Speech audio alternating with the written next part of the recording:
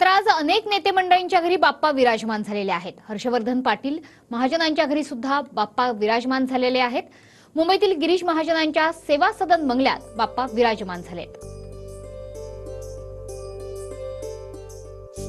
गिरीश महाजन यांच्या निवासस्थानी गणरायाचं आगमन झालेलं आहे। या ठिकाणी इंदापूरचे माजी आमदार माजी मंत्री हर्षवर्धन पाटील आलेले आहेत। साहेब, काय सांगाल, आज गणरायाच्या आगमनासाठी आला आहात? अनेक दिवसापासून राजकीय चर्चा चालते की हर्षवर्धन पाटील तुतारी हाती घेणार। नाही, आज गणरायाचं आगमन झालेलं आहे। सगळ्याच राज्यामध्ये प्रत्येक कुटुंबामध्ये अत्यंत आनंद झालेला आहे। आज मला गिरीश भाऊंचं निमंत्रण होतं। मी आज त्यांच्याकडे गणरायाचं दर्शन घेण्यासाठी आलो। या निमित्ताने मी सर्वांना खूप खूप शुभेच्छा देतो। खरं तर दत्ता मामा भरणे जे आहेत त्या मतदारसंघामध्ये असा मेसेज देत आहेत की माझं तिकीट कन्फर्म झालंय आणि मी विधानसभेच्या तयारीला लागलोय महायुतीकडून।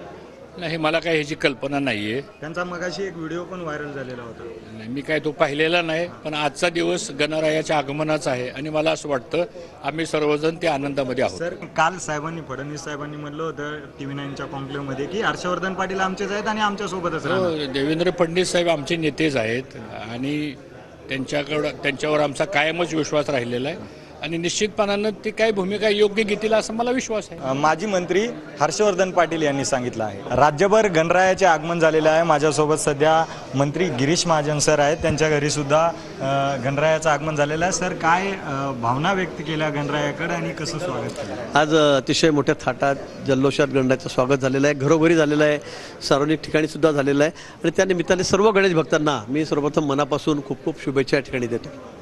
खरं तर एक स्पेशल पाहुणे तुमच्या भेटीला आलेले आहेत, हर्षवर्धन पाटील।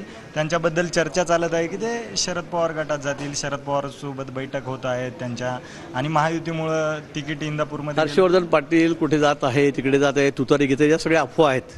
आपण बघितलं असेल, एका साखर कारखान्याच्या मिटिंगच्या संदर्भामध्ये ते पुण्याला एकत्र जमलेले होते, एका ठिकाणी आलेले होते आणि त्यांच्यावर मोठी केंद्राची जबाबदारी आहे साखर खात्याची, साखर कारखान्याची, त्यामुळे त्यांना जाणं अपरिहार्य होतं।